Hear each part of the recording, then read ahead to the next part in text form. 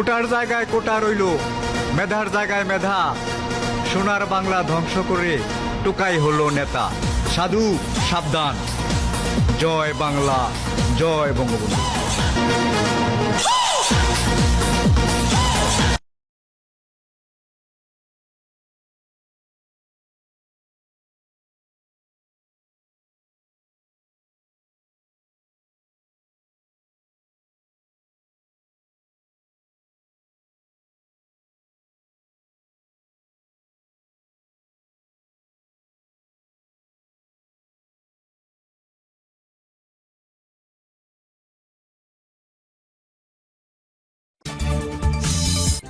Trump Modi বৈঠকে আওয়ামী লীগ ও দলটির সভানেত্রীকে নিয়ে হবে বিশেষ আলোচনা।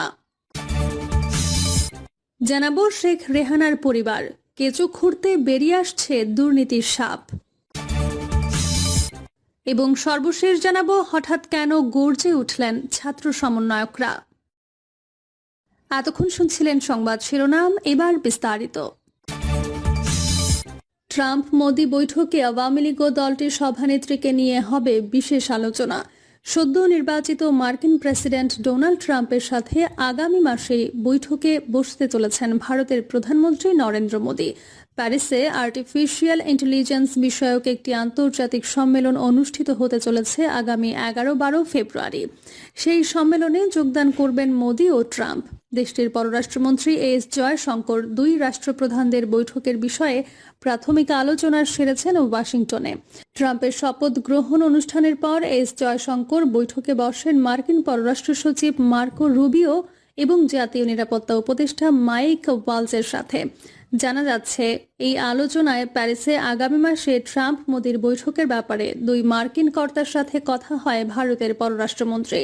ঠিক হয় আর্টিফিশিয়াল ইন্টেলিজেন্স সম্মেলনের ফাঁকেই বৈঠক করবেন মোদি ও ট্রাম্প। কূটনৈতিক মহলের ধারণা, আমেরিকা ও ভারতের দ্বিপাক্ষিক একাধিক ইস্যুর পাশাপাশি মোদি ট্রাম্পের বৈঠকে গুরুত্ব পাবে বাংলাদেশ প্রসঙ্গ। ভারতের বিশেষজ্ঞদের মত, বর্তমানে বাংলাদেশ ভারতের একটি অভ্যন্তরীণ ইস্যু হয়ে দাঁড়িয়েছে। এই অবস্থায় ভারত সরকার চাইছে বাংলাদেশে অবাধ ও শান্তিপূর্ণ সাধারণ নির্বাচন। শেখ হাসিনার দল আওয়ামী লীগ যাতে নির্বাচনে অংশ নিতে পারে সেই বিষয়টিও নিশ্চিত করতে চাইছে ভারত।